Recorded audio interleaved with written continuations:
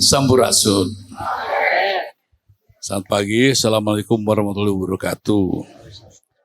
Jadi saya tadi disodorkan acara ya yang baru saya pelajari. Yang menarik itu menyoal rungkatnya demokrasi dan mundurnya reformasi ke titik nol.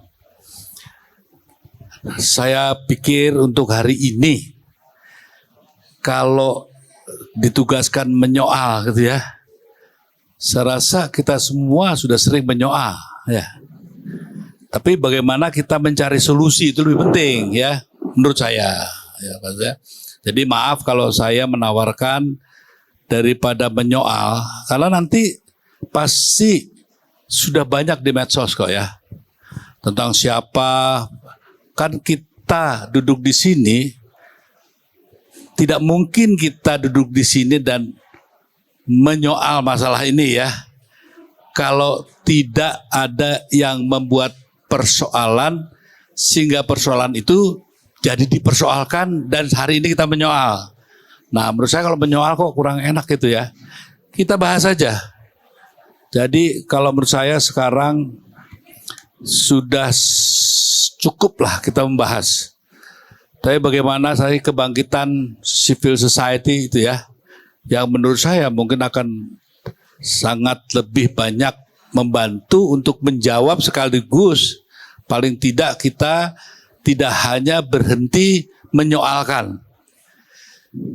Biasanya kalau sudah begini menyoal pulang terus selesai kan. Nah bagaimana kita melanjutkan apa yang kita bicarakan ini dalam satu bentuk aksi yang nyata. Itu menurut saya akan lebih banyak memberikan kemungkinan-kemungkinan apa yang kita tidak inginkan bisa kita cegah. Karena saya sudah beberapa provinsi gitu ya. Dan agaknya pada saat kita menyoal dan terus menyoal, yang lahir adalah kemarahan setempat dan tidak berkembang. Mungkin akan lebih efektif ya. Kalau kita sekarang rasanya kok saya nggak yakin kalau kita mengingatkan kembali apa itu reformasi, apa tuntutannya, saya rasa kita semua sudah tahu. Sekarang hanya bagaimana. Contoh yang paling akhir, ya. Bagaimana kita harus mendampingi rakyat untuk sampai jangan ya ketakutan itu ya, the fear ketakutan yang massal ini bisa terjadi. Kenapa? Karena orang-orang yang sering duduk di sama kita ini juga takut. Itu permasalahannya. Sehingga baru saja masalah persoalan tentara datang, polisi menegur, dibesar-besarkan. Sehingga conspiracy of fear itu terjadi. Nah menurut saya hal-hal seperti itu yang harus kita pikirkan bersama. Bagaimana caranya agar terjadi satu kebangkitan terutama ya di kalangan kelas menengah dulu yang nantinya akan diikuti oleh kelas bawah. Itu yang sedang saya tawarkan dan saya pikirkan gimana caranya. Karena begini, saya rasa kelas menengah kita yang terkurung dalam satu kehidupan yang cukup nyaman sebelumnya ya. Tiba-tiba dikagetkan baru sekitar 2 bulan ini. Tiba-tiba kaget melihat satu kondisi objektif di depan mata kita yang ternyata jauh dari rekaman yang selama ini dilakukan oleh teman-teman semua. Nah, oke. Kalau kita sudah rekam semua, bagaimana sebetulnya yang paling utama sajalah ya. Pada saat kita reformasi itu kan ada tuntutan yang paling menurut saya yang sekarang ini tidak terlaksana bahkan hancur-hancuran ya.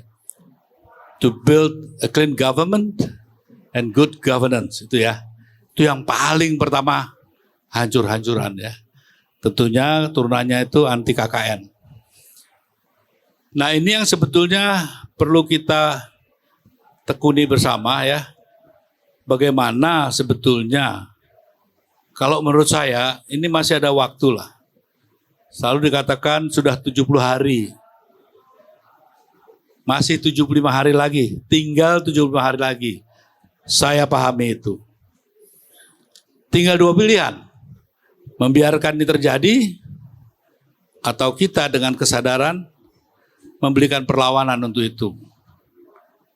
Kalau menurut Pak Magnes ya, kalau nggak salah Pak Magnes bilang ya, pemilu itu bukan untuk mencari yang terbaik, tapi mencegah orang jahat ya, yang tampil sebagai pemenang dan dia nanti akan menjalankan tugas negara yang begitu besar tanpa kearifan dan tanpa hal-hal yang bisa kita titipkan sebagai harapan. Ya.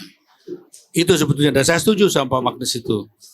Nah mungkin nanti saya harapkan dari teman-teman yang hadir, tidak usahlah kita menjelek-jelekan karena memang sudah jelek ya. Sekarang bagaimana kita dihadapkan pada situasi seperti ini melakukan sesuatu. Saya sendiri memilih untuk berbuat. Artinya kalau di antara kita masing-masing yang hadir membentuk klaster-klaster perlawanan itu ya, dan itu bisa dilakukan. Kalau di sini loh kok Mas Eros bicaranya kok gitu, katanya budayawan. Saya merangkap buayawan, jadi boleh ya. Jadi perlawanan rakyat sekarang ini memang harus kita bangkitkan. Kenapa? Karena ketakutan itu disengaja ya oleh mereka. Contohnya, perhatikan sajalah para penyihir-penyihir di media massa, ya kan? Bagaimana katanya seseorang yang mungkin menurut saya, ini selera pribadi ya, benar pribadi, yang kurang pantas, kurang saya bisa percaya untuk saya serahkan kepadanya kepercayaan memimpin negara ini, ya. Nah, hal seperti apa yang saya khawatirkan ini, saya yakin ada di benak teman-teman masing-masing. Oleh karenanya, agak aneh juga saya duduk di sana aja masih ada yang percaya bahwa wah kayaknya yang itu pasti menang. Kalau itu yang bicara tokoh dari lembaga survei tertentu yang saya kenal sekali, ya, saya maklumi karena untuk menyihir publik agar percaya bahwa mereka didukung rakyat secara luas. Tapi kalau saya ke kampung-kampung, ke desa-desa, saya temukan hal yang berbeda ketika saya sendiri. Tapi ketika saya datang setelah ada orang yang pakai senjata masuk, beda lagi. Bahkan sekarang ini, coba nanti teman-teman semua ya mulai dari kampung-kampung lah. Kalau saya kalau lebih senang kita bicarakan what have to be done, apa yang harus kita lakukan. Dan analisa-analisa saya rasa juga saya yakin nanti Mas Saeb juga, Mas Faisal juga ya. Kalau perlu Pak Mas Faisal ya, tolonglah datanya itu ya, jangan sampai nanti dibantah lagi ya kan. Nah sekarang gimana nih? Ini benar-benar brengsek gitu ya. Sehingga pada saat perlawanan-perlawanan itu kita lakukan berdasarkan data bukan fitnah. Itu yang saya mau. Dan menurut saya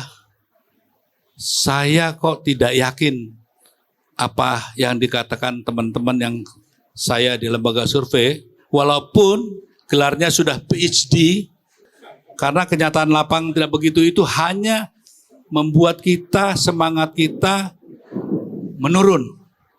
Dan itu juga planting information, supaya kalau kecurangan itu dilakukan, sudah terlegitimasi oleh awal berita yang disajikan mereka. Tuh kan, sudah saya prediksi. Dan saya hanya terakhir, saya ingin coba kita to recall our ini ya, memori ya. Ingat nggak pada tahun 2019 Mas Ef ya? Tolong saya dijawab ini ya. Bagaimana caranya SBY waktu itu yang 7% tiba-tiba naik 21%, seingat saya tidak ada kontraksi sosial yang signifikan. 2009 ya sorry. 2009. Tidak ada kontraksi sosial yang signifikan, tidak ada konstruksi politik yang luar biasa, tidak ada penilaian ekonomi yang luar biasa, bahkan saat itu lagi ribut-ributnya bensin ya. Kok bisa-bisanya pada saat pemilu dari 7% ke 21% itu nggak sembarangan loh ya, 14%. Nah, hal ini saya titipkan kepada saudara-saudara untuk dipikirkan bahwa mengaksistensi rakyat untuk berani melawan. Jadi tolong itu kita suarakan supaya rakyat berani lagi, tapi bukan berani karena kebencian ya. Bukan karena ngawur, tapi karena mereka sudah sangat ngawur. Dan kita harus berani. Saya rasa saya nggak ada apa pendapat saya. Sudah terlalu banyak pendapat yang saya lagi ingin tahu nih, apa yang harus kita lakukan ya. Nah, tawaran saya, this is the time. Inilah saatnya kebangkitan civil society pada saat mungkin partai-partai kurang mampu atau tidak ada waktu melakukan hal yang seharusnya dilakukan. Sehingga sebetulnya ini kesempatan yang paling baik, Kang ya, untuk membangkitkan berdiri tegaknya barisan civil society yang pro rakyat. Saya rasa itu aja. Terima kasih.